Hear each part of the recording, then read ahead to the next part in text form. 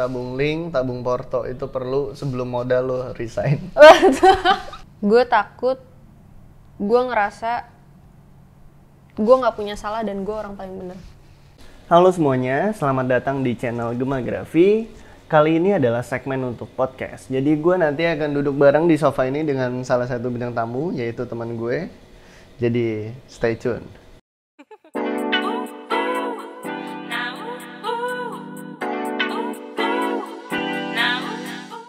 Ya, gue udah bersama Nadira CPP ya, kalau di Instagram. Instagram. Jadi Nadira ini calon pengantin pria. Yes. Central Park, kontak person. Iya, kamu klarifikasi dong, emang benar apa gimana? Enggak lah, bukan. CPP-nya apa? CPP enggak sih, itu nama panjang aja. CPP gitu. CP doang sebenarnya, cuman tapi karena udah nggak dapet ya? udah nggak dapet. Rebutan ya? Iya, jadi Nada CP sempat gue buat. Abis itu ternyata terlalu alay lah. Tapi sekarang juga lebih alay. Oh gitu ya? Oke. Sorry deh. Oke, jadi buat yang belum tahu, gue juga belum tahu. Iya. Gue habis nyari tahu. Jadi Nadira ini gue sering kerja bareng, dia as a fashion stylist. Jadi mungkin bahasa mudahnya dia yang mengerjakan segala macam perihal busana ya. Mengarrange busana seperti apa, dia mencarikan nanti harus ke vendor mana atau ke desainer mana. Dalam sebuah pemotretan atau syuting dia yang mengurusi. Nah, portfolionya ini gokil. Untuk gue sendiri, yang project-project yang gue bekerja bareng sama Nadira ini, kita ada mengerjakan untuk Sharp ya Nat. Betul. Kita juga ngerjain Xiaomi, Redmi, baik dari Xiaomi TV-nya atau yang handphone. Dan juga lo juga banyak ngerjain video klip juga ya. Tuh, Video beberapa klip bareng Atea ya, Atea Visual. Atea Visual. Bener keren. Oke.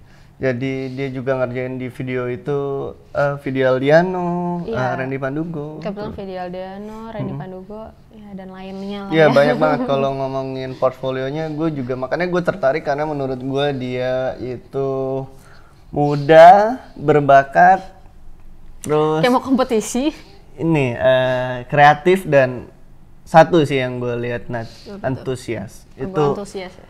Itu adalah hal yang unik untuk orang di industri kreatif ini. Jadi gue ada beberapa yang mau gue tanyakan sebetulnya sama lo. Lo kan stylist nih Nat. Betul. Enaknya di kerjaan lo ini apaan sih? Enaknya, gue kan sempat kantoran juga kan. Ya entah sih, tapi kalau di bidang gue yang sekarang, menurut gue di industri ini tuh gue bisa lebih mengeksplor aja, entah kreativitasnya.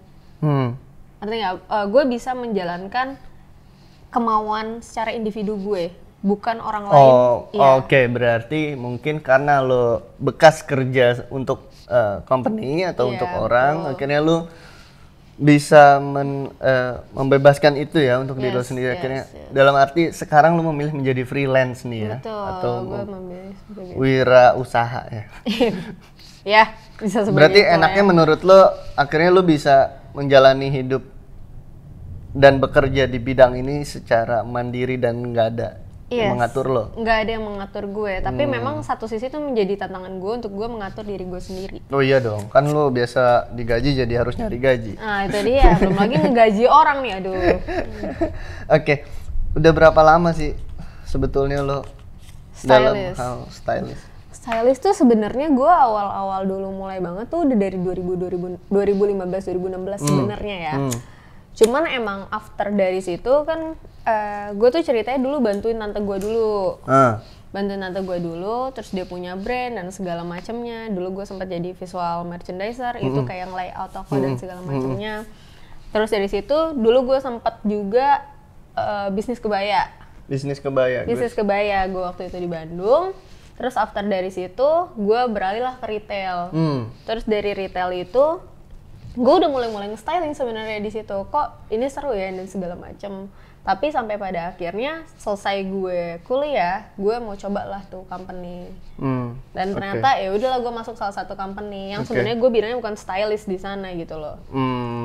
Gue di sana benar-benar beda banget lah. Tapi company itu tentang perfessionan juga ya? Perfessionan, Oke. tapi gue Mungkin lebih... nggak apa-apa, Nat. Sebut aja, Iya. Nat. Jadi Apa sebelumnya company-nya apa? Gue sebelumnya di Metro Department Store. Oke. Jadi kalau yang terdekat dari Ruang Boha ada di PIM. Betul. Nggak tahu kalau di kota kalian. Kalau belum ada coba di email aja suruh adakan di kota kalian. Oke. Jadi kesimpulannya lo memulai menjadi fashion stylist yang gue maksud adalah lo as an individu gitu menjadi freelance fashion stylist berarti di baru-baru ini ya setelah resign ya. Yes. 2000 berapa berarti Nadira? Gue resign 2020, Tapi sudah menjadi fashion stylist dari 2015-2016. Oke. Jadi selama gue lagi di kantor menabung ya gue porto juga ya di luar. nabung Oke. porto. Pinter. Jadi mungkin lo ada kiat-kiat yang buat pada pengen resign nih gitu. Iya betul, gue sering juga ditanya kayak, Nat lu pernah gak sih ngantor? Terus gue kasih tau lah kalau memang gue tuh pernah ngantor dan mereka kayak, kalau bisa sih ngelepas gitu aja karena kan ketika kita ngantor kita udah dapat gaji yang pasti gak sih? Betul. Per bulannya tuh pasti. Betul. Tapi terkadang kebutuhan kita melebihi dari pemasukan kita tuh terkadang, ya kan? Kalau menurut gue dari pengalaman gue sendiri, project sebanyak-banyaknya, lo cari link sebanyak-banyaknya link juga. ya. Link tuh penting. Nanti kalau misalnya link gimana ya? Kalau misalnya kerjaan lu oke di mata orang, pasti kan dia menyampaikan tuh ke orang lain. Nah itu yang kita sebut link. Tapi kalau misalnya semuanya itu udah stable, lu cabut kantor juga sebenarnya nggak ada masalah kalau lo tahu kualitas lo ada di mana gitu. Oke, berarti tabung link, tabung porto itu perlu sebelum modal lo resign. Atau sebelum lo bikin vendor. Betul. Oke. Dari pengalaman kerja lo, kerjaan mana yang menurut lo paling berkesan? Kerjaan mana? Ini bisa menyedihkan, bikin lo kesel, bikin lo senang banget. Kerjaan yang mana spesifiknya? Gue nggak boleh nyebutin kan, jangan nyebutin sesuatu. Ya, terus Jangan deh nggak usah sebutin. Okay. Kalau misalnya kerjaan yang menurut gue atau gini, kesannya ini apa dulu nih? Lo senang, lo kesel, lo beda-beda nih. Kalau misalnya the most yang The most ya, memorable. iya betul. Kalau the most memorable kan berarti lebih ke seneng, seru, campur-campur ya. Itu gue paling gue inget itu yang pas terakhir gue ke Sumba. Yang gue kerjain project video klip untuk Randy Pandugo judulnya Mr. Sun. Mr. Sun, boleh Mr. lu Sun. cek Randy Pandugo Mr. Sun. Betul. Itu Nadira yang styling. Betul. Dengan Atea ya? Sama Atia Visual situ. Iya, kenapa memorable? Kenapa? Jadi itu memorable. Itu tuh pertama gimana ya? Jadi yang berangkat itu adalah tim kecil lah. Gue cuma berlima di sana tuh. Gue kan sebenarnya selama ini nge-styling atau enggak creative director oke lah gitu. Tapi biasanya tim art ya ada sendiri gitu loh. Tapi di sana itu akhirnya temen gue Mae, production designernya itu karena ini berangkatnya tim kecil dan banyak yang kita butuhin, akhirnya gue ngerangkap juga lo tuh jadi tim art director. Jadi selain gue mikirin yang uniknya itu untuk setiap baju dari kalau lo semua cek itu tuh ada anak-anak kecil tuh yang mereka jadi matahari, mereka jadi bulan, tuh gue bikin semua bajunya. Itu gue jahit bajunya, gue bikin semua bajunya. Kita desain sendiri juga, terus abis dari situ tugas gue belum selesai. Kalau lo lihat lagi ada matahari sama bulan kan tuh di palanya, kita buat di Jakarta itu. Bawa ke Sumba? Kita bawa ke Sumba. Bawa bulan guys ke Sumba. Jadi pas dia syuting Sumba tuh ada 2 bulan.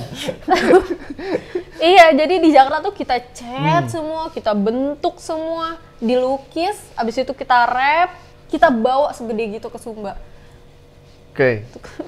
Gitu deh. Oke. Dan selama proses syutingnya juga Selama proses syutingnya itu juga benar-benar seru banget. Jadi kita lagi zaman-zaman corona kan di Sumba. Oh iya, oke.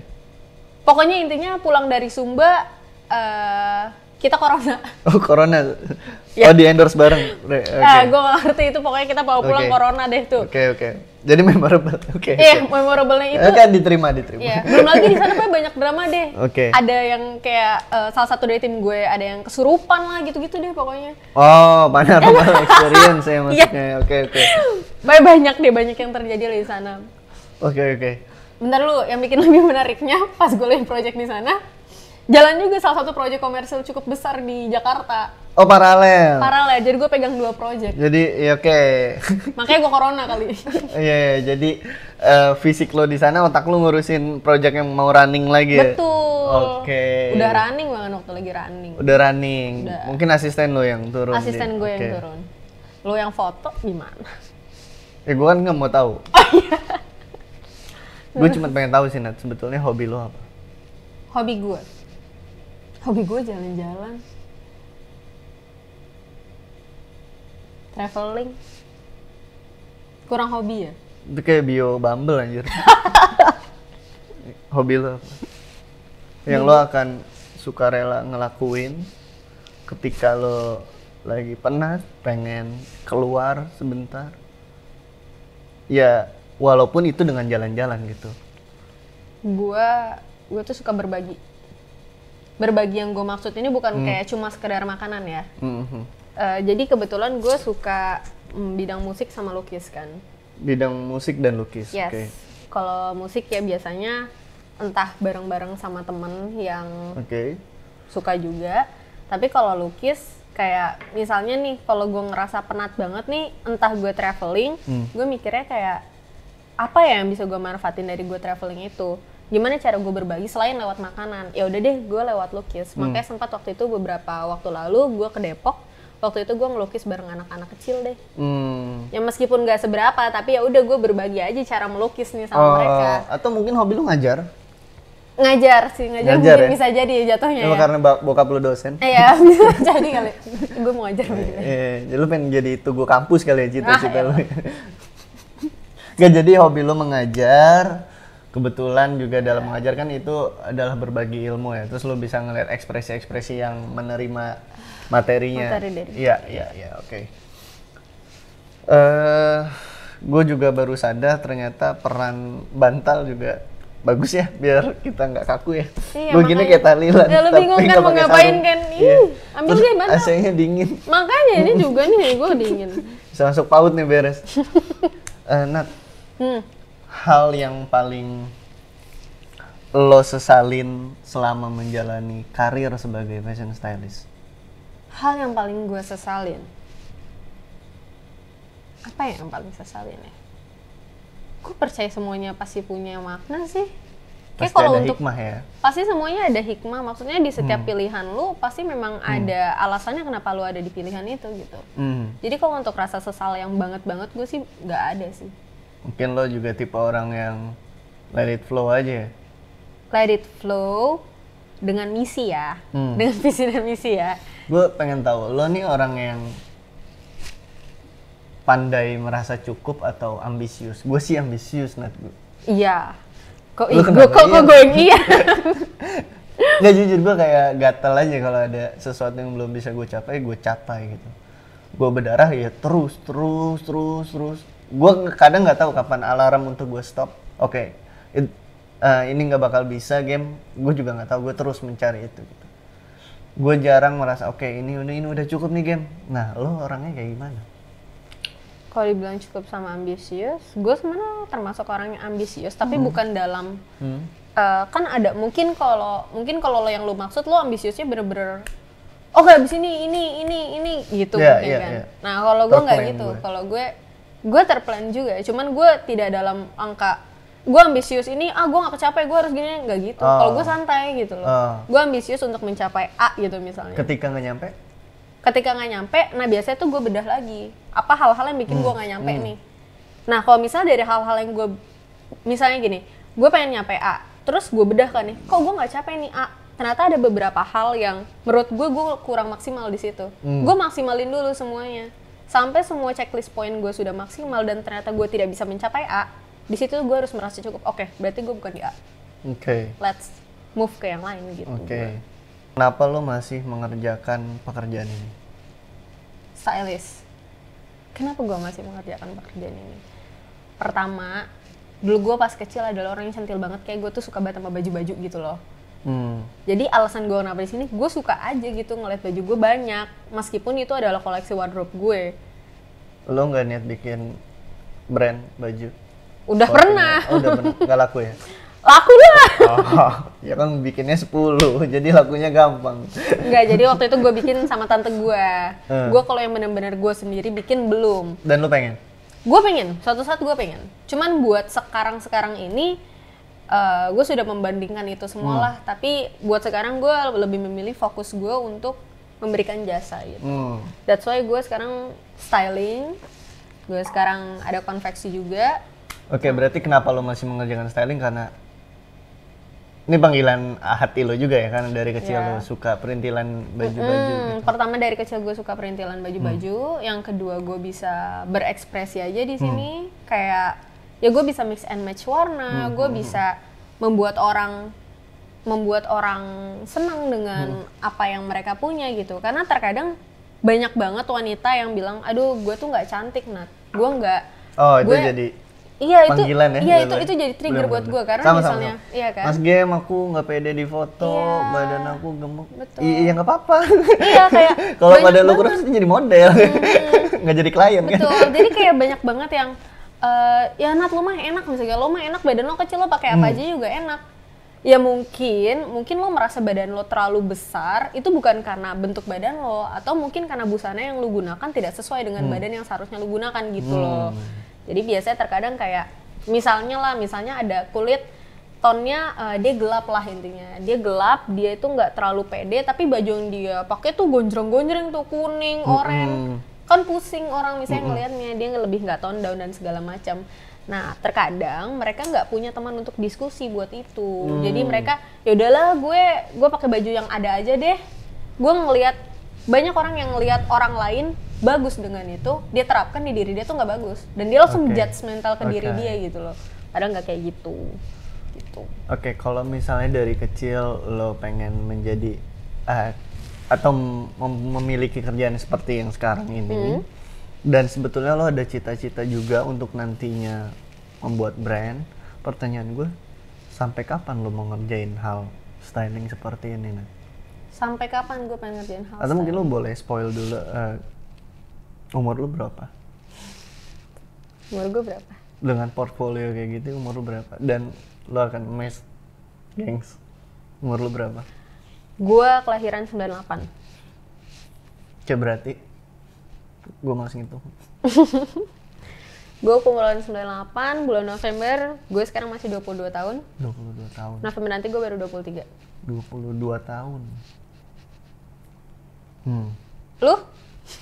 Gue 21. Oh. Lu udah bisa kerja sama gue kan? Gue keren berarti. Gitu. Lo mau sampai kapan ngerjain styling gini, Nat? Gue mau sampai kapan? Gue kayaknya untuk gue masih punya banyak to-do list untuk styling sendiri ya. Belum puas ya, pasti. Belum. Karena mungkin baru naik 1-2 anak tangga kali ya. Dan kayaknya masih ada ribuan. Iya. Ya pokoknya gue masih merasa ya tetap aja apapun yang sudah dicapai ini masih start dari gue gitu. Dan masih banyak lagi to-do list yang pengen gue lakuin gitu loh. Dan kalau gue boleh tahu, tujuan terbesar lo dalam kerjaan ini? Dalam atau goals lo? Goals gue dalam styling ini. Ya. Lo mau berada di project apakah misalnya? Ya, billboard itu. Billboard mau gampang. Bukan, iya billboard mah udah ya. Kayak project-project, pokoknya kalau sekarang kan lingkup gue masih Indonesia nih. Ya gue intinya pingin Papua Nugini itu udah bukan Indonesia loh. Masih. Udah bukan. Emang ya bukan? Bukan loh. Masanya? Bukan. Oh udah bukan ya? Lu kerjaan di situ. Enggak lah, pokoknya ya menurut gue sudah cukup traveling tapi masih di dalam negeri lah. Ya jadi goals terbesar lu dalam styling apa? Goals gue dalam styling, gue masih pengen ke arah mancanegara dan segala macamnya. Dalam men-styling?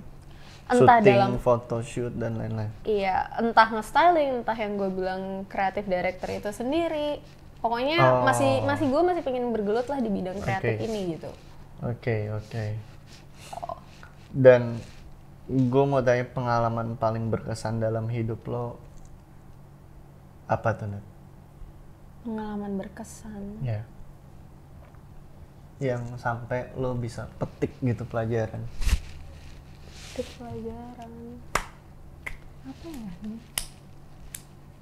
Lo yang tahu. Gue tahu, gue yang tahu. Gue cuma ngeliat doang. Temen gue nggak tahu, sering nonton. Sorry ya. Apa ya? Pelajaran yang paling bisa gue petik di hidup. Oh, tapi cerita nih nggak apa-apa. Nggak apa-apa dong. Nggak tahu sih, cuman dulu tuh sebenarnya pas SMA itu gue bukan fashion banget gitu sebenarnya. Gue memang suka bantuin fashion, tapi di sisi lain gue tuh peneliti banget nih anaknya. Oh, oke. Ya, jadi gue tuh pokoknya dulu tuh gue sering ini remaja-remaja ilmiah lo ya? Iya. Kalau gue rohis soalnya. Oh lu rohis, Allah. PPC dong. Rohis. Islam banget tuh muka. Iya, jadi gue itu tuh dulu suka neliti dan segala macem lah. Gue neliti juga gara-gara waktu itu gue sering banget deh nggak masuk sekolah. Ya masuk. Lo nih neliti gimana nih? Karya tulis. Oke, gitu dong. Iya. Iya, karya tulis ilmiah. Gue pokoknya dulu bikin karya tulis ilmiah, lomba-lomba dan segala macam. Dan goals gue bukan masuk ke by the way gue kuliah di LASAL. Nah gue bukan goalsnya masuk LASAL, gue pengen banget ITB ceritanya dulu tuh. Ilmiah banget lah nih, gue pengen banget teknik sipil dan lingkungan tuh, pengen banget. Di satu sisi gue belajar banget kan. Nah cuman, bentar lu. Pas gue belajar banget, sampai teman-teman gue juga belajar sama gue. Nih gue ngajarin mereka nih, teman-teman yang gue ajarin semua masuk PTN. Ya gue pede dong, gue masuk ITB. Gue nggak masuk ITB. Itu tuh sedih banget tau. Jadi gimana sih, lu udah kayak gue bisa, lu ngajarin orang-orang pinter nih, lu udah bangga, lu nggak dapet, itu tuh ini banget. Ditambah lagi sering terjadi di film. Aduh, gue tahu itu sering terjadi, cuman itu ternyata gue kira dari pengalaman itu lu berhenti ngajar gitu. Berhenti, gue nggak mau ngajar lagi. Enggak lah, nggak gitu, cuman itu, tapi kan itu gue jadi loncat bidang banget. Ya, dan itu ternyata berkah ya? Itu berkah dong. Iya. Iya. Jadi pokoknya abis dari situ gue nggak terima ITB, ya biasa kan gue sempet, gue bingung mau kemana ngecat rambut. Enggak, ini gue belum ngecat rambut waktu itu. Nyilet celana. Enggak, biasa aja sih kayak gitu banget. Ya pokoknya abis dari situ baru gue cobain di fashion. Gue dulu juga awal-awal kayak elah gue nggak bisa ITB, apa gue coba lagi dan segala macam. Ternyata memang jalannya mungkin di fashion ini sendiri gitu. Oke. Dan yang lo petik? Iya, dan yang gue petik apa ya, nggak selamanya kegagalan itu berujung gagal. Oke. Bisa juga jadi keberuntungan di lain hari. Iya, bisa menjadi keberuntungan di lain hari. Lo sebetulnya hidup di keluarga yang seperti apa sih, Nat? Dan gue hidup bagaimana lo tumbuh berkembang di keluarga itu? Oke. Gue hidup di keluarga yang berkecukupan. Berkecukupan aja ya.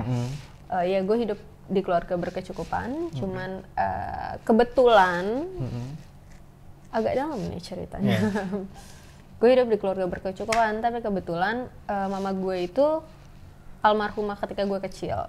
Jadi, jadi gue dari SD itu ya udah survive dengan 2 adik gue dan 1 orang ayah gue.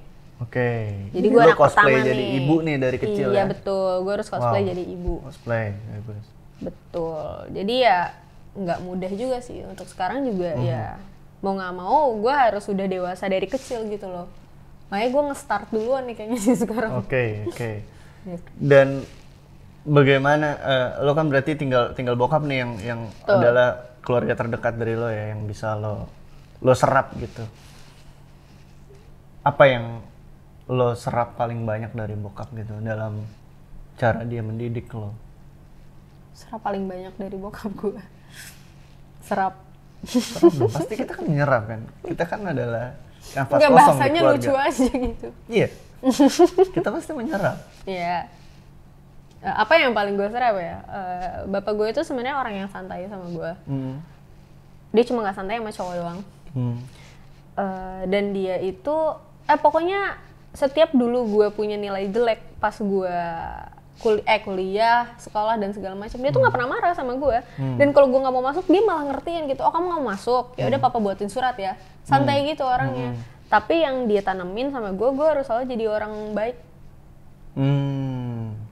Jadi dia pernah ngomong kayak gini, kalau kamu punya pintar itu adalah satu kelebihan buat kamu. Tapi selain jadi orang yang pintar, papa hanya butuh punya anak yang baik gitu. Baik ke semuanya, ke Baik, semua hal. Baik ke semua hal, tapi dengan cara yang cerdas ya. Gitu. Maksudnya bukan artinya oh iya baik gitu, misalnya gue nggak makan 2 hari gitu terus lu datang minta makanan gue, ya nggak, tidak bodoh gitu loh. Baik tidak bodoh gitu. Siapa sih Nat orang paling berpengaruh di hidup lo? Orang yang paling berpengaruh di hidup gue, bapak gue juga. Bokap lo ya? Gue kira Neil Armstrong. Oh enggak, kebetulan pas gue lahir dulu nggak ada kan. Bokap gue juga kebetulan.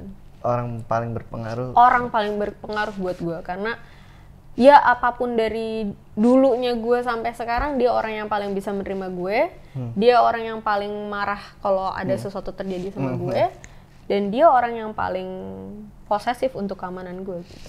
Apa kalimat atau petuah dari dia yang paling lo ingat untuk guide lo dalam hidup? Untuk guide gue dalam hidup, ini kayak gue udah sering ngobrol sama beberapa orang deh. Pokoknya kalau kata bapak gue, kita itu jangan sombong, Neng. Dia manggil gue Neng, by the way. Kita jangan sombong, Neng. Kita harus menjadikan diri kita itu seperti gelas yang kosong. Makna dari gelas kosong itu bukan artinya kita tidak punya akal berpikir ya, tapi jadikan kita gelas yang kosong itu artinya kita nggak boleh sombong. Kita harus merasa kita itu nggak ada apa-apanya. Kita manusia itu adalah selalu menjadi sumber kesalahan, biar kita nggak selalu merasa jadi orang yang benar gitu loh. Jadi setiap ada kesalahan ya kita ya udah gitu. Pokoknya ya mungkin kita adalah sumber kesalahan. Terus dengan gelas kosong itu ya kita membiarkan setiap ilmu itu mengisi kita gitu loh. Dan juga kita peka sama hikmah ya biasanya. Betul. Jadi kan kalau misalnya ada orang yang misalnya ketika kita udah pastilah adalah di titik lo punya poin tertinggi, lo merasa sombong kan, kayak nggak usah lah, gue udah bisa kayak gitu.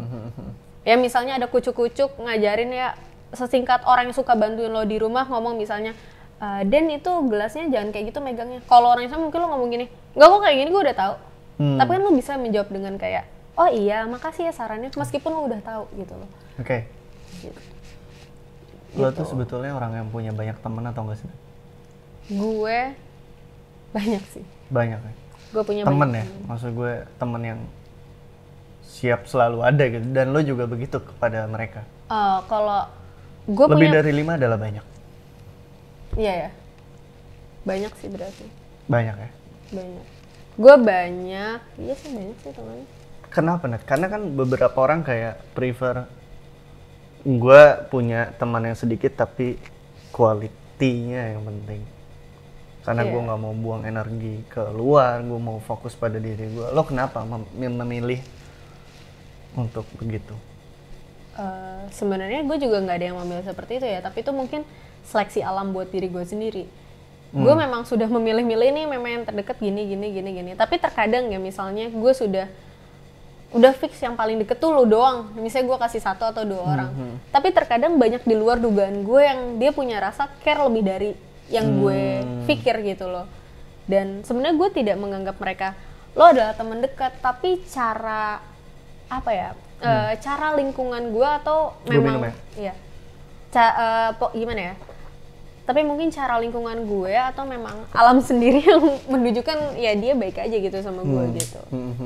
Hal apa yang paling lo takuti dalam hidup lo? Hal apa yang paling gue takutin di hidup gue? Dulu gue takut ketinggian sama kedalaman, tapi sekarang udah enggak. Gue nggak punya salah dan gue orang paling benar. Bagus. Tapi itu emang bahaya loh, maksudnya. Bagus. Itu karena gue sempat ngalamin ketika misalnya yang gue bilang ketika kita lagi posisi di atas, lu ngerasa lu nggak punya takut sama orang, lu ngerasa gue benar kok dalam semua hal, gue nggak ada salahnya kok ini itu dan segala macam. Tapi itu sebenarnya hal yang harus paling lu takutin di diri lo, karena mungkin itu satu poin yang bagus, tapi ketika rasa congkak itu sudah berlebih di diri lu menjadi orang yang tidak bisa terkalahkan dan lu nggak tahu di mana kesalahan lu. Jadi lo paling takut menjadi orang yang ngerasa paling benar ya? Iya. Mungkin kalau memang gue sudah benar dalam beberapa fakta, oke, gue tahu. Tapi gue nggak perlu kayak ini loh, gue tuh benar, gue ini nggak perlu kayak gitu gitu. Itu sih yang paling gue takutin. Karena udah pernah terjadi juga di gue dan justru gue malah worry gitu loh. Jadi mental gue nggak baik aja gitu. Menarik. Oke Nat, ini jadi kesimpulan juga dan sekaligus pertanyaan terakhir. Jadi seorang Nadira itu berprinsip seperti apa sih dalam menjalani hidup? Gue sebenarnya ingat pesan bapak gue sih, berhubung dia yang paling berpengaruh yang tadi gue bilang. Yang selalu gue ingat itu satu, manusia itu sumber kesalahan dan kebodohan. Biar kita tidak merasa kita selalu bersombong diri lah. Kita tuh sumber kesalahan dan kebodohan. Jadi setiap kita ngerasa pintar, kita tetap sumber kesalahan dan kebodohan gitu loh. Berusaha terus. Yang kedua, dunia itu pasti selalu menjatuhkan lo gitu loh. Dunia itu selalu menjatuhkan lo dengan apapun yang lo inginkan, dengan ya hasrat apapun diri lo.